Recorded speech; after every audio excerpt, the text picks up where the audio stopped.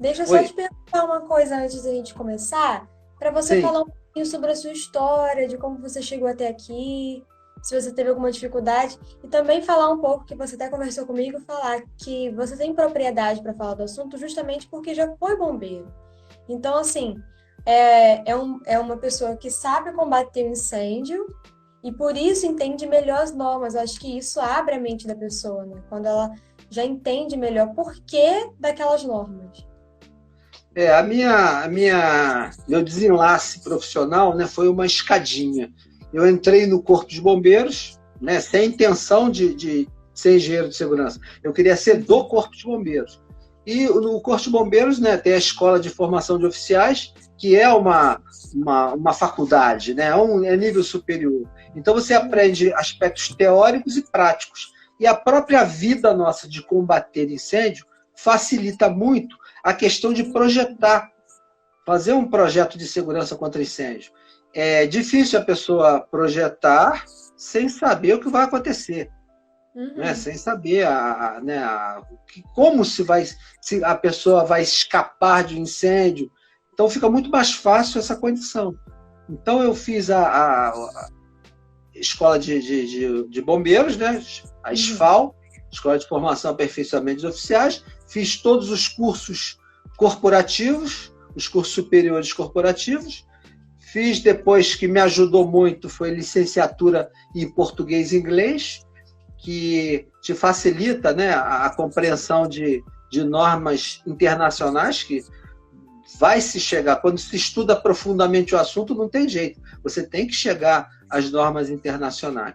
E a engenharia de segurança, que nos dá assim, noções, né, da segurança dos trabalhadores, a nossa segurança, a parte legal, nos confere também a atribuição de assinar e projetar sistemas de segurança contra incêndio, né? Ajudou muito, tudo isso ajudou muito. Então, é a soma da vida prática, né, da prática que eu tive de combater incêndio, com a teoria, com a parte científica, embora eu tenha feito engenharia ambiental na Universidade Federal de São Carlos, mas o básico de engenharia te dá uma noção científica muito grande, que você junta as pontas, não é? Uhum. A parte prática com a parte teórica. Então, é muito gratificante trabalhar quando você... Né, a engenharia de segurança do trabalho é muito ampla, Uhum. mas, no meu caso, eu sou especialista num tópico: Uhum. segurança contra incêndio, que é o meu tópico. Sou especialista nisso aí, então procurei fazer todos os cursos pertinentes da Associação Brasileira de Sprinkler, da NFPA, né, curso de para-raio, medição acústica, né, fiz vários cursos que nos ajudam muito né, a poder reconhecer as questões, as condições de perigo de uma edificação e tomar as Uhum. medidas preventivas, até além do que a, a legislação pede, né, como orientação no caso. Uhum. Né? Não Agora sei tem se... uma dúvida minha, assim, que a gente nem tinha Sim. planejado, mas aqui ouvindo a sua história, eu pensei assim, já teve algum caso de você estar ali combatendo algum incêndio e justamente por causa do não cumprimento da norma e aquilo complicou? Tipo assim, se tivesse tudo seguindo a norma, teria sido simples. É a questão da consciência de segurança, como eu falei. As Uhum. pessoas, muitas vezes, essa consciência está mudando, elas procuram atender o aspecto legal. Eu Uhum. tenho que ter o equipamento contra incêndio. E coloca lá e consegue funcionar. A aprovação do Corpo de Bombeiros antes não tinha validade, agora tem validade. Uhum. Tá? Então, frequentemente, você chegava num local onde havia problemas de segurança. Tá? Uhum. É igual acidente aéreo. É uma sequência de erros, de falhas. Geralmente, nos lugares onde a segurança contra incêndio é muito boa, ela nunca é testada, porque existe Uhum. a, a consciência de segurança. Onde ela não existe consciência de segurança, aí começa a juntar a sucessão de erros tem um princípio de incêndio, por exemplo, numa coifa, né, na cozinha, essa coifa não está limpa, então tem gordura, o fogo aumenta, o ventilador de exaustão funcionando, não existe um dumper corta-fogo para poder chegar e interromper aquela situação. Vai pegar o extintor, a pessoa não sabe manusear, ou se sabe, o extintor está descarregado, porque não tem interesse nenhum. Vai procurar um hidrante para poder combater incêndio, tem lá uma obstrução muito grande, porque é um local onde virou depósito. Uhum. Tá? Então a gente vê isso, grandes danos acontecendo justamente pela falta de segurança. Então é para isso que a gente vai. As pessoas que elas pensam que nunca vai ter incêndio. Então a percepção de risco do bombeiro militar é muito maior do que de qualquer outra pessoa, porque diariamente ele está lidando com incêndio em locais onde as pessoas nunca pensaram que ia ter incêndio. Uhum. Né? Então é preciso ter essa consciência, é preciso chegar a fazer cumprir a legislação, mas no trabalho do bem, né? E não somente para poder atender uma legislação, porque é obrigado. Faço porque é obrigado. Então, não sei se eu respondi a sua pergunta, Claro, né? Mas é isso que eu me bato mais nessa condição. Beleza. Então, você pode agora trazer aí todas as informações que você trouxe sobre as normas. Vamos falar do Código de Segurança contra Incêndio? Vai ser, é possível que o celular caia da minha mão. Se cair, eu pego novamente, porque os recursos não são muito grandes para a live, né? Pelo Instagram. Eu vou tirar o computador aqui, vou mudar a tela. Beleza. Peraí. Eu vi que algumas pessoas estavam colocando os coraçõezinhos aí pra gente. Pelo visto, estão gostando um pouquinho do nosso. Já chegou uma pergunta aqui. Não sei se você quer responder logo agora. Acho que é melhor pra gente não perder depois. Não ouvi. Pode falar a pergunta. Luiz, você acha que o crescimento das pesquisas acadêmicas na área de incêndio do Brasil vem auxiliando para a melhoria das medidas de prevenções e verificação de projetos? Qual o papel da academia? Ouviu? Deixa eu voltar aqui. Eu ouvi, deixa eu voltar aqui. O papel da academia. O papel da academia.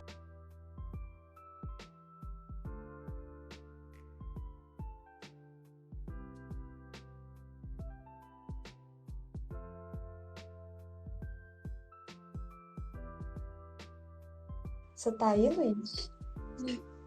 Tá ouvindo? Tô. O papel da academia é muito importante. Ainda não existe uma engenharia de incêndio. Já estão tentando fazer, alguns órgãos estão tentando fazer. Para você se habilitar a trabalhar na área de segurança contra incêndio como engenheiro, você tem que fazer engenharia de segurança do trabalho. Então, são justamente esses trabalhos acadêmicos que vão enriquecendo, esse assunto através de pesquisas, nacionais e internacionais. Essas pesquisas são importantes e elas são necessárias, justamente no momento de elaboração de normas técnicas. As câmeras técnicas, naturalmente, buscam essas informações preciosas, que vai ajudar no desenvolvimento dos equipamentos de combate a incêndio. Certo? Entendi, acho que está respondido. Eu não lembro quem foi que perguntou, deixa eu ver aqui. Foi o Natan. Se tiver respondido, manda um ok aí, Natan. A gente sabe que a gente pode prosseguir. Pode ir, Vamos Luiz. lá. Me ajuda aí quando aparecer uma perguntinha, porque eu estou fixo na figura e posso não ver na hora. Não é que eu não queira responder, não. Tá bom. Bem, então estamos aqui, Vamos ver aqui. O Código de Segurança contra Incêndio, você fez um resuminho desse código. Ele divide né, nessas classes de edificações. Cada letra dessa, cada simbologia, ela representa um grupo de ocupações, né? Residencial, comercial.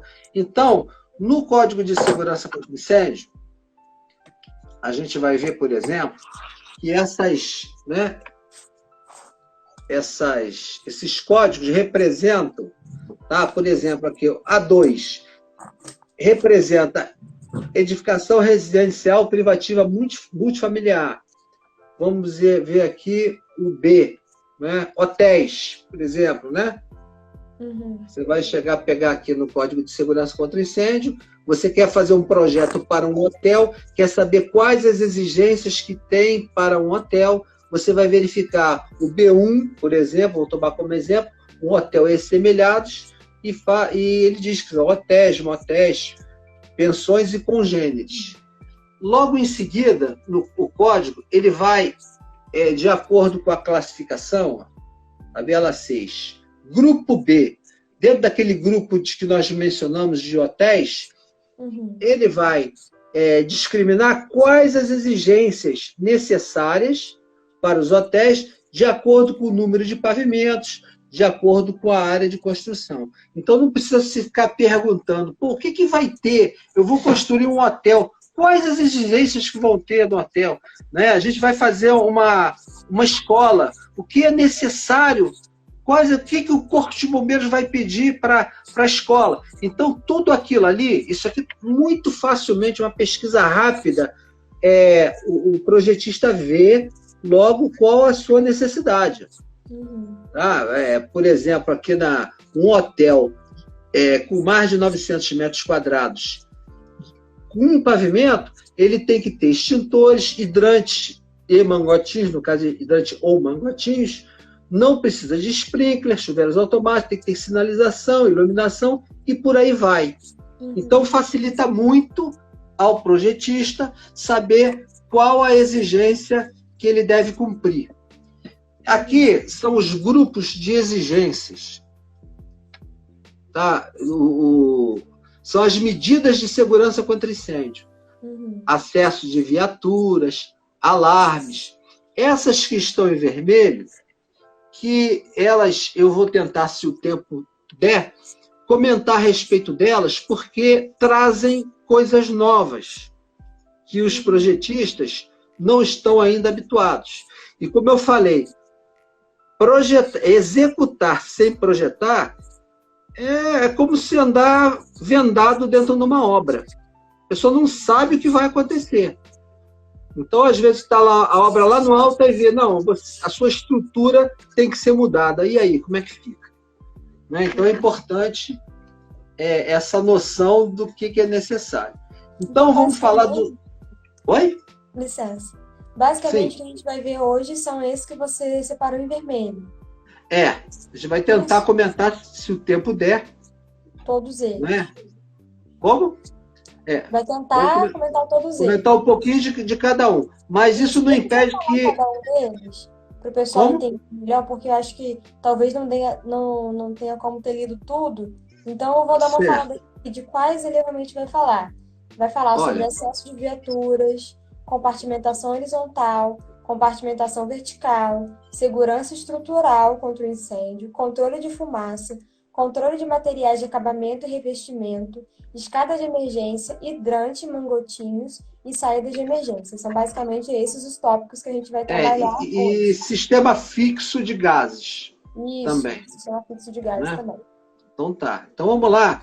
Iniciando aqui no acesso de viaturas. Vai ser projetado, por exemplo, um agrupamento residencial. Esse agrupamento residencial, a exigência antiga também permanece, ele tem que ter um portão que dê acesso para uma viatura do Corpo de Bombeiros. Portão de 3,50 por 4 metros de altura já é conhecido pela maioria dos engenheiros, dos arquitetos. Então tem que ter esse portão. Só que, além disso, se a viatura ela anda mais de 45 metros, ela tem que ter um dispositivo de retorno. Esse dispositivo ele pode ser em T, não é? ele pode ser em Y ou pode ser em forma de cul-de-sac, com raio de 11 metros. Então, vamos lá, a pessoa projeta seu agrupamento e não prevê essa manobra de viatura, não faz o afastamento de um prédio para o outro, de forma que não permita que a viatura faça a manobra, e aí depois como fica? Não é mesmo? Se a viatura vai ser estacionada para combate a incêndio numa inclinação superior a 5 graus, então é preciso que tenha um local específico para o parqueamento dela. É o fire lane. Esse local ele tem que ter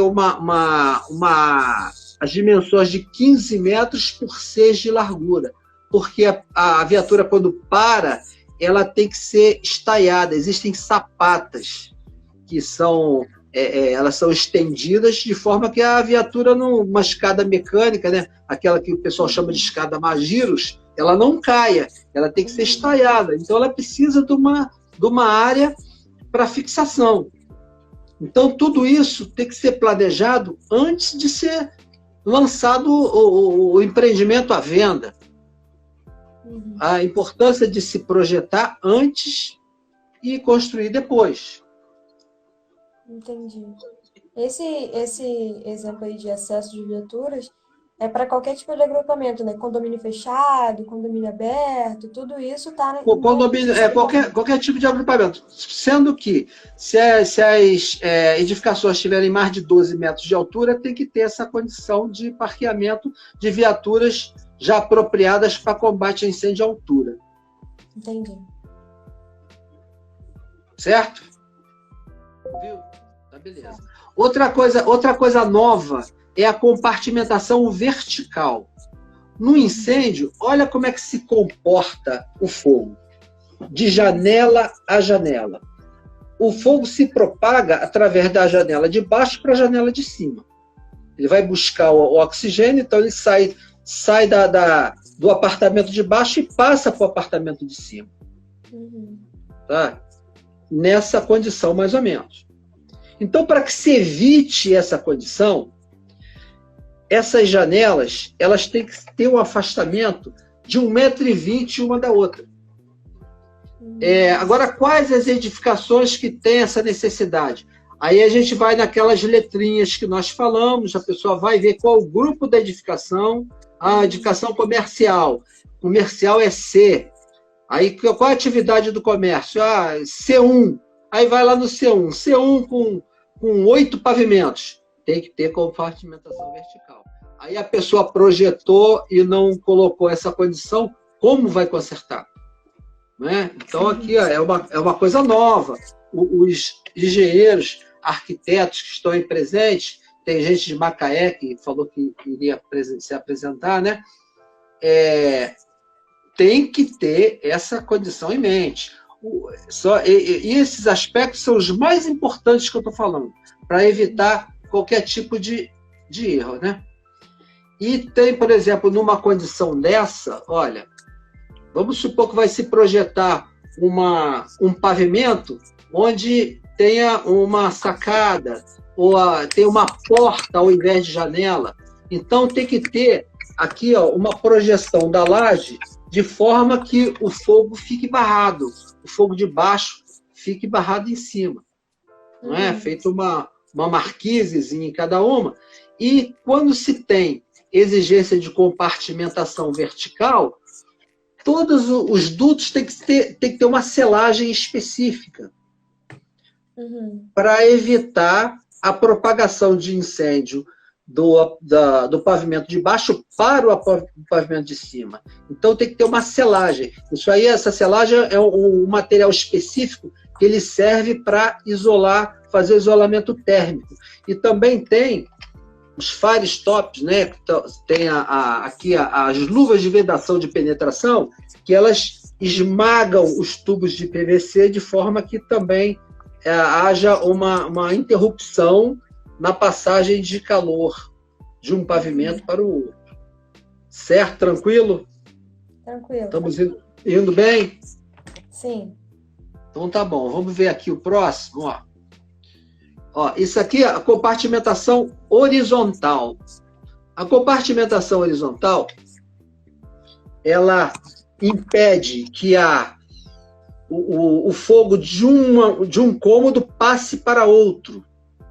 Tá? Então, ó, existem aqui alguns casos onde há essa exigência. Geralmente, essas exigências de compartimentação, elas vêm para facilitar a não colocação de sprinklers. Então, a pessoa vai e faz uma circunstância estanque. Ou então, quando a gente está trabalhando com 2 tipos de periculosidade diferentes, leve e grande, então há uma maneira de tornar essa periculosidade estanque. Então, é feito a imagem está deitada, não está? Como? A imagem está deitada? Não, ela está em pé. Ela está em pé. Espera que eu passei aqui sem querer. Sem querer eu passei. As letras estão deitadas, né? Aí eu tô fazendo assim para tentar ler. Oi? É porque as letras estão deitadas. Não consigo passar. Eu não consigo deitar o celular. Tá? Aqui, ó. Essa compartimentação, se estiver debaixo da cumeira, tem solução também arquitetônica para evitar que ultrapasse a cumeira. Ficou alguma dúvida nesse ponto? Não, eu acho que não, né? Se o pessoal tiver dúvida, pode mandar, gente. Pode mandar, não tem problema. Se entendendo, pode botar coração também, que a gente vai entender que vocês estão entendendo. Agora, olha só. Quem resiste mais no incêndio? O ferro ou a madeira? Quem pensou que era o ferro, aí está aí a prova de que não é. Pode afastar um pouquinho a imagem, só um pouquinho. Afastar? Isso, assim dá para entender melhor. Tá, então aqui o incêndio, uma viga de madeira sustentando 2 de aço. Porque quando se chega a 500 graus, o aço perde a eficiência. O aço é muito utilizado na construção civil porque não gera RCC, né, o resíduo. Se consegue vãos maiores com dimensões menores, né? É mais rígido, mais fácil, mais rápido. Só que o aço ele tem que ser protegido. Se ele não for protegido, quando se chega a 500 graus, aproximadamente, ele perde completamente a eficiência, a rigidez, e vai trazer a edificação abaixo. Naturalmente, o pessoal pergunta, até acontecer isso, já escapou todo mundo. Aí a gente responde, todo mundo não, o bombeiro está lá dentro. É verdade. Foi o que aconteceu no World Trade Center. Havia proteção passiva, mas não para poder resistir a uma carga térmica como foi submetido. Estava fora de cálculo. Então, os prédios desceram justamente em cima dos bombeiros. Tá? Aqui a situação da madeira no incêndio, ela forma uma capa carbonada, uma camada de carvão em volta dela e preserva a parte interna, dando alguma resistência durante algum tempo. Você está no incêndio, o concreto, ele avisa, ele lasca. Quando o concreto começa a pular, você sai de baixo, porque ele vai descer. Mas o aço não. O aço ele desce e não avisa. Né? Tá aí a vantagem de ser bombeiro no incêndio. Né? Aqui, ó, vamos ver. E agora, o que a gente faz com a estrutura metálica? A gente precisa de proteção passiva para a estrutura metálica. Ela pode ser feita com tinta intumescente, né? Essa é a aplicação de uma tinta intumescente. Essa tinta, quando submetida a calor, ela fica assim, ó. Ela entumece, ela protege a vida. Tá? É um projeto interessante, que até o rapaz perguntou, né? É um projeto que ele vai determinar quantas micras de tinta vai resistir a quantos megajoules de calor. Né? Então, no caso, a teoria do projeto é essa. Identificar onde é que são as colunas e vigas estruturais, aquelas que fazem a função estrutural, e protegê-las de forma que ela resista ao incêndio. Existem outras maneiras. Pode-se aplicar argamassa projetada, vermiculita, né, lã de rocha, alguma coisa assim. Pode-se fazer proteção com placas de silicato de cálcio, uma maneira também de a gente conseguir o maior tempo requerido de resistência ao fogo, né? Ou pode-se simplesmente fazer um isolamento térmico com concreto. Tem uma norma técnica específica que trata disso. Mas é importante fazer a proteção da estrutura metálica na obra. Como eu disse, agora vão ter o responsável pela execução, ele vai ter que dar uma declaração dizendo, sob as penas da lei, que a edificação tenha resistência ao fogo, porque foi feito um serviço de proteção passiva, ou ela isenta dessa exigência por já resistir, por ser de concreto, né? Ele vai descrever. Então é diferente. Antes as pessoas omitiam, agora elas vão ter que botar o termo, né? Botar a cara lá e se arriscar a fazer uma coisa errada, né? Para economia, fazer economia de... Né? Então aqui essa nossa situação aqui que vai ser mudada. Outra coisa nova, né? Outra coisa nova que nós temos é o controle de fumaça. Em algumas edificações existem exigência de controle de fumaça. Isso não tinha antes no nosso Código de Segurança, é uma novidade. O projetista ele já tem que bolar o caminho da fumaça. Essa fumaça ela pode ser extraída mecanicamente ou pode ter o exaustor mecânico acionado por detetores de fumaça. Então vai ter lá um detetor de fumaça, o exaustor funciona e retira a fumaça do ambiente. Essa é a maneira. E ele pode também, o projetista, fazer um projeto onde já haja o acantonamento da fumaça para ela ser retirada com maior facilidade. Essa noção do caminho da fumaça agora tem que ser inserida nos projetos. E aqui há uma abertura automática, também acionada por sprinkler, por detetores de fumaça e solenoides, de forma que possa fazer o acionamento mecânico. Tem um módulo I/O, né? Input, Output, é um modo de entrada e saída que ele vai transformar, né, aquele impulso elétrico do detetor em acionamento mecânico, né? Aqui tem uma outra situação também, que já foi projetado um dutozinho específico para extração da fumaça.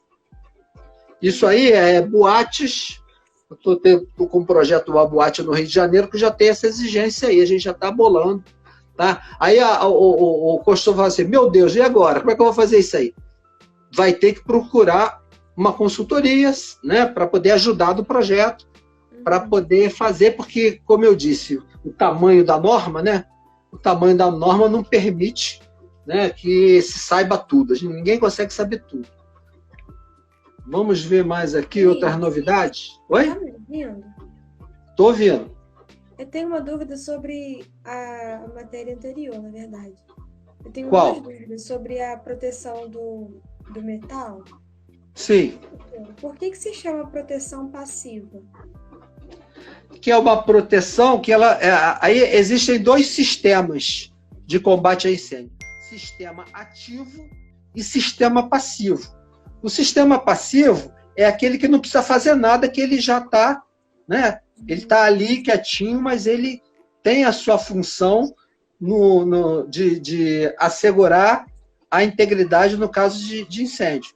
Um sistema ativo é uma mangueira que você vai ter que levar até o incêndio, é um extintor que você vai ter que levar. Essa é uma proteção ativa, né? E quando existem vidros também, a prova de calor é uma proteção passiva. Aí por isso que se chama proteção passiva, não é a proteção ativa. Certo? Entendi. A minha outra dúvida era sobre aquela tinta. Ela tem de várias cores, né? Isso não vai impedir Não, ela tem várias coisas. Olha, quem for lá onde? Lá no museu não. Ai, meu Deus do céu. Lá no aquário, no aquário do Rio de Janeiro. Uhum. Ah, esqueci o nome. Rio Aquário, uma coisa assim. Aquarrio. Aquarrio, é. Quem for lá, entrar no Aquarrio e olhar para a escada, vai ver que lá a estrutura é metálica e houve uma proteção passiva com argamassa projetada. É muito feio. Ela fica enrugada, ela parece o isopor, ela precisa de manutenção, porque ela vai desgastando. Então, ela é feia, mas ela está ali, né? Tá fazendo. Agora, a tinta intumescente, ela é cara, existe de várias cores. Você pode fazer mistura de cores, inclusive, para você obter. Fica lá perfeito, bonitinho. Só que tanto o projeto, quanto a aplicação, quanto o material, também é caro. E a aplicação requer muita técnica. Não é a pessoa sair com a brocha colocando, não. Tem equipamento especial para se colocar, né? Tem um equipamento especial para poder colocar e ela tem um tempo de cura, aí o cara começa a fazer de novo, né? É um pouquinho complicado. Certo? Foi? Obrigada. Tá. Agora vamos falar de uma coisa muito interessante também, nova e muito interessante, tá? Que é o controle de material de acabamento e revestimento. Toda edificação, quase a maioria delas, ela tem que ter uma proteção, um controle desses materiais. Esses controles são diferenciados para teto, parede e revestimento. Né? Então, existem as classes de inflamabilidade desses produtos. Tá? Vamos pensar aí do Ninho do Urubu, que aconteceu, Boate Kiss, né? Houve intoxicação, produção de fumaça. Então, esses materiais, eles têm que ser controlados. No incêndio, onde pega mais fogo, onde o fogo se propaga, é pelo teto. Em segundo lugar, as paredes. E o piso só com o material que cai do teto é que vai incendiar o piso. Então, dentro dessa técnica, né? Esses materiais estão sendo diferenciados também. Você tem que buscar a classe do material e preparar o seu projeto. O projeto é simples. Você vai indicar lá, né, o forro, qual o tipo de classe que é permitida pela norma, né? Tá? As paredes. Até aqui está muito fácil. Teto tem que ser classe 2A. Agora, para uma edificação que vai ser construída, está ótimo. Você vai chegar para o seu cliente e vai falar assim, olha, esse seu forro tem que ser classe 2A. Você tem que procurar um fornecedor que tenha na sua ficha técnica descrita a inflamabilidade. Aí, mas eu tenho outro mais barato. Tudo bem, você vai botar o mais barato e vai ter que fazer tratamento de retardante de ação do fogo todo ano. E vai se tornar mais caro. Agora, o problema, não só que vai aparecer aqui no Rio de Janeiro, que isso aqui é uma coisa nova, que já aparece em todo o Brasil, são as edificações que já estão prontas. Às vezes você vai pegar uma edificação e vai aprovar no Corpo de Bombeiros. Essa edificação, vai fazer uma reforma. Mas qual o carpete que foi colocado ali? O cara não tem a ficha técnica, a empresa que forneceu não está interessada em dizer que o carpete ele é agressivo, né?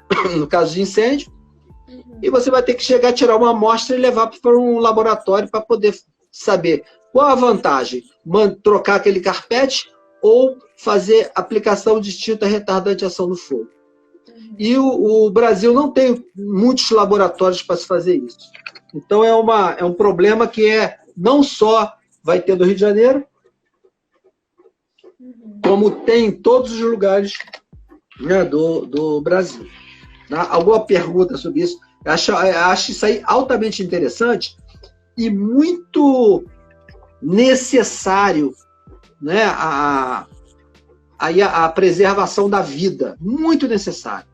Como eu disse, se lá na boate tivesse esses materiais que não produzissem chamas vivas e não produzissem toxicidade, não teria acontecido, né, o que aconteceu, porque a fumaça foi um grande desastre, como foi também no Ninho do Urubu e como foi também com os bombeiros que faleceram na 4x4, né, lá no centro do Rio, e muitos outros lugares que a gente não fica sabendo.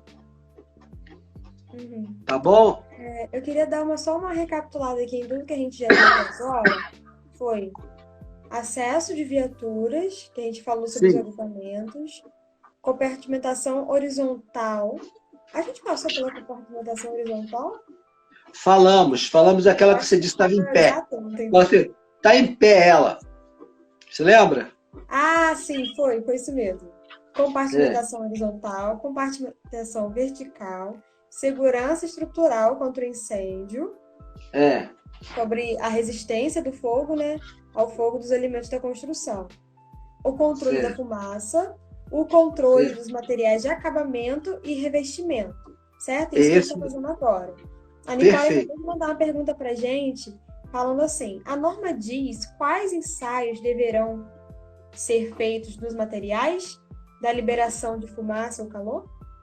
São ensaios de inflamabilidade. Eles vão tirar uma amostra e vão queimar essa amostra. E vai ver qual a toxicidade, quais os fumos que vão ser expelidos pelaquela amostra, não é? Para verificar se antes chama. Isso acontece muito. O bombeiro às vezes vai fazer vistoria em determinados locais. Eles mesmos tiram uma amostra do material e pegam o isqueiro e taca fogo e vê logo se, entendeu? Se está batendo com a documentação. Isso aí é uma coisa normal, né? Então ele vai fazer aquele levar no laboratório para poder verificar se convém manter aquele material ou não. E quando, por exemplo, isso aí não serve para mobiliário, tá? As cortinas, quando ultrapassa 25% do somatório das paredes, aí tem que ser tratadas também. As madeiras têm que ser tratadas com verniz retardante de ação do fogo. Tá? Todo material que tiver, seja assim, muito, né, combustível, ele tem que ser tratado. Certo? Dúvidas? Não. Nenhuma dúvida? Acho que até agora, mas não temos mais nenhuma dúvida.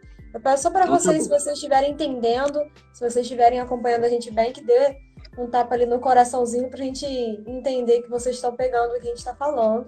E lembrar, Luiz, que temos ainda uns 10, 15 minutos. Ih, caramba, peraí. Então vamos passar rápido. Ó, quando chegar no final, você me fala, tá? Eu estou chegando na parte mais importante aqui, ó. A escada de incêndio. Olha como é que é a escada de incêndio agora. Isso não é novidade no Brasil, não. Mas agora são 2 dutos, local para cadeirante, não é? E a escada propriamente. 2 dutos. Um duto de entrada de ar e outro de saída de ar. Tá? A edificação em corte, ela vai ficar nessa condição, ó.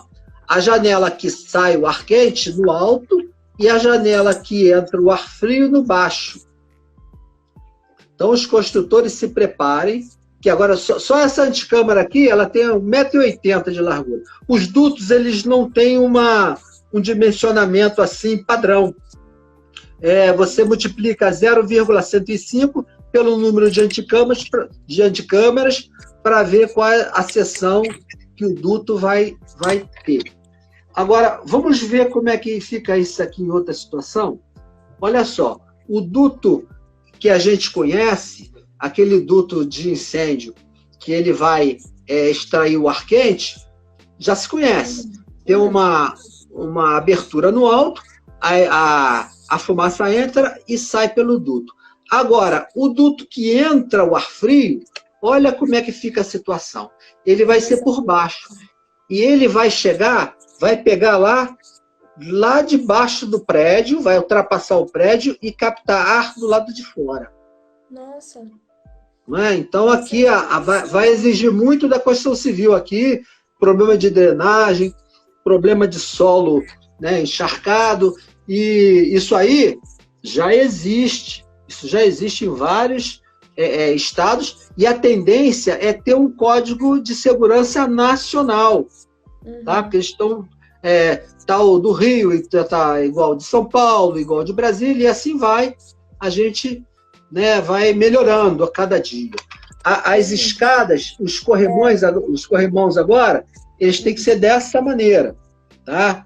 Ele tem que ser redondinho, não é mais permitido o corrimão quadrado, e o corrimão tem que também ter acessibilidade. Ele agora, ele corre todo o patamar e ele ultrapassa 30 centímetros na saída da escada para o deficiente visual poder segurar o corrimão lá onde ele entrou até onde ele vai sair, né, com segurança.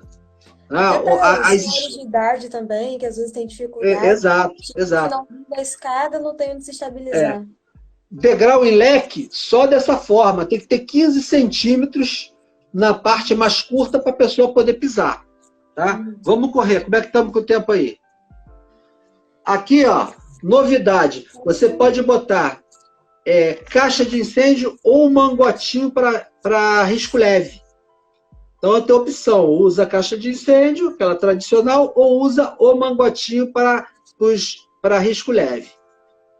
E aqui, acho que uma das últimas transparências, que é uma coisa muito boa, pode-se colocar agora bateria de GLP em nicho, para locais que não tenha gás da SEG, da rua, não é? Espera aí, que eu já passei de baixo, espera aí. Aqui, ó, pode colocar até 4 botijões de P45 embutido sob a projeção da edificação. Isso vai ajudar muitas edificações aí que estão com esse problema a serem aprovadas. As saídas de emergência agora, para quase todas as edificações temos saída de emergência. Nós temos aqui, tem que calcular aqui, ó, o N é o número de unidades de passagens, P é a população e C é uma alíquota. A gente vai calcular quantas unidades de passagem tem, cada unidade tem 55 centímetros. E essas unidades de passagem, a gente vai calcular, vai ver aqui a classificação da edificação, essas letras que eu falei, né? E o tipo de cômodo. Aqui, por exemplo, ó, na dormitório, tá? Dormitório, 2 pessoas por dormitório. Vai multiplicar por uma alíquota, né? Ou melhor, vai dividir pela alíquota para ver no acesso, dividir por 60, por aí vai. É até um cálculozinho gostoso para você fazer, para poder dimensionar qual é a porta ideal, né, para sair. As cozinhas industriais, cozinha de clube, escola, agora as exigências são pelo tipo de efluentes, pelo número de efluentes. Então, muitas delas requer sistema fixo de CO2 e saponificante. Coisas que geralmente exigiam só para shoppings. Então, a gente tem que se acostumar a isso e o projetista já tem que saber se seu local, né, se o duto ele atravessa algum outro compartimento, atravessa uma laje, atravessa pelo piso, então tem aí uma exigência, além do dumper corta-fogo, que era tradicional, tenha também o sistema fixo CO2, que muitas vezes é muito mal projetado. O pessoal projeta o sistema fixo para inundar a cozinha toda. O sistema fixo CO2 é só para colocar CO2 dentro do duto, né? Então, estou correndo como eu posso. Não precisa correr tanto, não. Pode ficar calmo. Pode ficar calmo. Agora, eu não sei se eu sou muito leiga ainda no assunto, porque ainda não cheguei nesse nível na faculdade. Quando você fala sistema fixo de CO2, é o que exatamente? Olha, na cozinha, ela tem as cozinhas... Tem 2 tipos de cozinha agora. É a cozinha de economia única e cozinha de economia múltipla. Economia única, se a cozinha é o negócio, por exemplo, restaurante, E economia múltipla é se a cozinha é coadjuvante. Por exemplo, um clube, uma escola, um hospital. Então, de acordo com o número, às vezes a cozinha tem forno, mais fogão, né? Mais outro tipo de equipamento de cocção. Então, isso vai se juntando, aí tem uma tabela que o projetista vai lá e vai ver qual a necessidade que tem. O sistema fixo de CO2 são cilindros de CO2 que tem um aspersor dentro do duto, né? Aquele duto tem aquela coifa, aquela chapa grandona em cima do fogão é coifa. E tem o duto que vai levar para fora, né? Que é o duto propriamente dito. Então o CO2 vai entrar lá dentro do duto, vai extinguir o incêndio lá dentro e ao mesmo tempo vai desligar o suprimento de gás.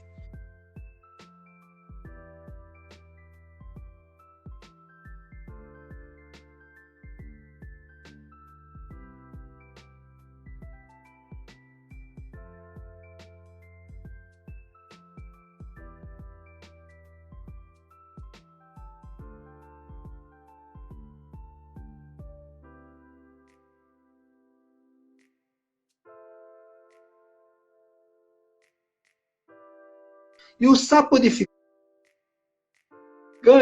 é feito um extintor, vai ficar perto dos queimadores, ele vai fechar o duto de proteções que a gente vai ter no caso de uma cozinha industrial. Certo? Entendi. Acho que eu tô pegando aí um cadinho. Tá pegando? Tô indo aos pouquinhos. Eu marquei aqui a hora que a gente começou. Eu não tenho certeza da exatidão da hora, não, mas tá para acabar aqui. Eu coloquei 1 hora. Então temos uns minutinhos aí. Você marcou aí também, não marcou? Eu marquei era 7h15 que aconteceu aquela pane, né? Uhum. Aconteceu aquela pane e nós começamos às 7h15. E nós renovamos, né, o acesso às 7h15, quero dizer. Então, eu acho que como já passou de 8 horas, nós teríamos mais 10 minutos. Isso. Eu queria agora perguntar aí para a galera que está assistindo. Temos 22 pessoas assistindo. 22 não, 21 aqui. Uma sou eu mesma aqui. Saí. Você está assistindo, pô. Não, é que eu estou assistindo aqui. Então, abrir esse espaço agora para perguntas. Todo mundo que tiver alguma pergunta, se quiser que a gente volte a alguma etapa que a gente falou. Inclusive, eu vou dar uma recapitulada aqui no que a gente falou. A minha imagem não volta. Tava assim. Clica. Eu tô Isso aí, ó. Isso. Mas vamos ver se ela continua. Sim. Recapitulando aqui, se você puder botar o rosto um pouco mais para baixo, isso. Recapitulando, hoje a gente viu acesso de viaturas, compartimentação horizontal, compartimentação vertical, segurança estrutural contra incêndio, controle de fumaça, controle de materiais de acabamento e revestimento, escadas de emergência, hidrante e magotinhos, saídas de emergência e sistema fixo de gases para combate a incêndio. Foi bastante coisa, a gente deu uma olhada geral em todo o código, não foi? Essas são as novidades. As coisas antigas estão lá no código também, né? Sprinkler, detetor de fumaça, né? Existem inúmeras coisas lá também que eu só me fixei nas mais importantes. Existe agora elevador de emergência. Já pensou? Use elevador em caso de... Hã? Oi? Eu aprendi que em elevador. Agora... não se usa elevador. Agora, vamos supor, um prédio com 60 andares. Você vai descer até a escada. Às vezes o idoso vai descer até lá embaixo. Não vai, né? Eu não vou entrar em 60 andares.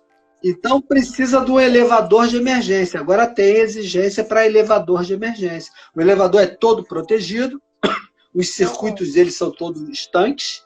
Tem um gerador, tá? Porque o corpo de bombeiro desliga a energia elétrica, não pode ficar, né, o elevador. Então tem um gerador protegido também, que vai garantir que as pessoas usem o elevador, né, no local, numa área de refúgio pressurizada, as pessoas usem o elevador no caso de incêndio.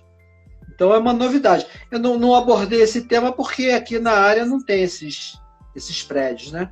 Outra coisa também, pessoal de Macaé, né? A Rio das Ostras, essas empresas de offshore que existem, elas são de estrutura metálica.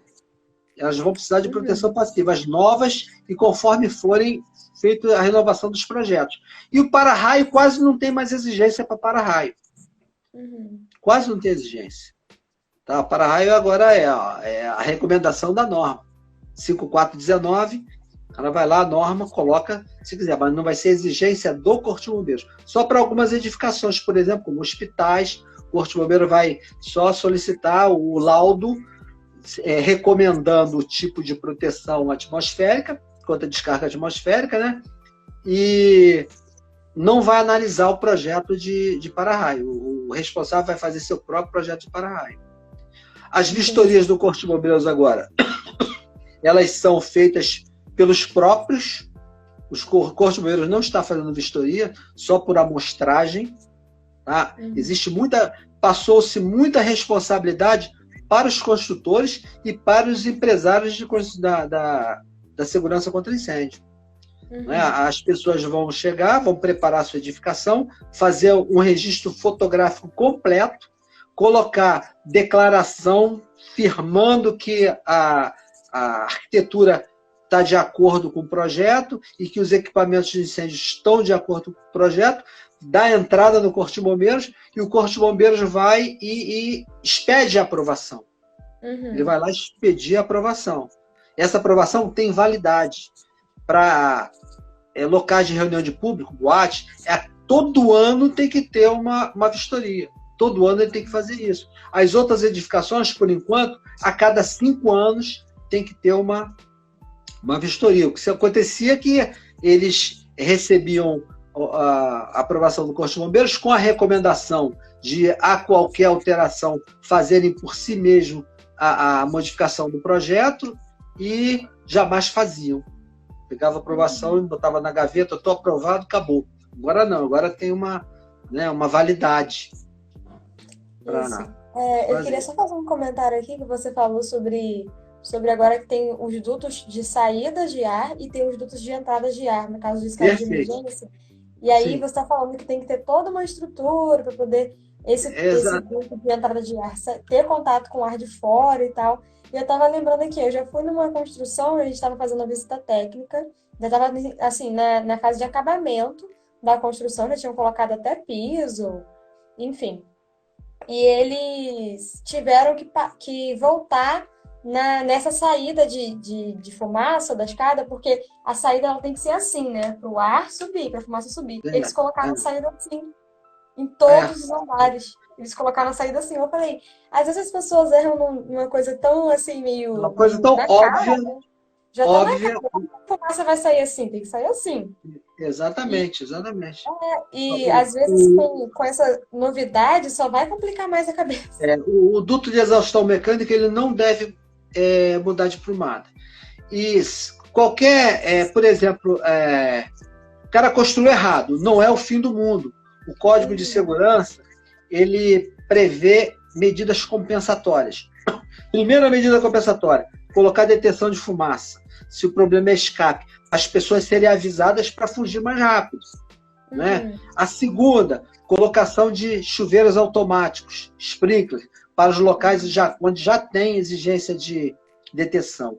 E a terceira é brigada de incêndio para os locais onde tem já exigência de deteção e sprinkler. É claro que isso aí não é assim aleatoriamente. É apresentado um projeto e uma comissão vai decidir se é possível fazer uma medida compensatória para aquela edificação que foi construída errado ou não. Não é? Mas são caras, são opções caras. Né? E para a escada pressurizada é uma alternativa à escada enclausurada. Continua sendo. Tem edificações que talvez seja melhor colocar a escada pressurizada por causa do tamanho da escada que é necessária. O enclausuramento agora é muito grande. Tá? E não vai se livrar da acessibilidade, mas se livra pelo menos dessa parte de anticâmara. Isso vai precisar do local para um duto insuflar, né, o ar dentro da escada.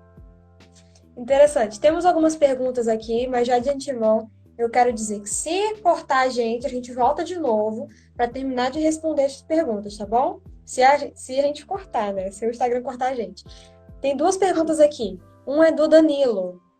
Com todas essas novidades, como está a estrutura do Corpo de Bombeiros para verificar todas essas instalações? Pelo que você tinha me dito, cada parte está especializada por cada etapa da norma, né? Exatamente. Aí, 24 segundos para terminar. O bombeiro não vai fazer vistoria. Quem vai fazer vistoria somos nós. Nós somos os responsáveis. Entendi. Foi a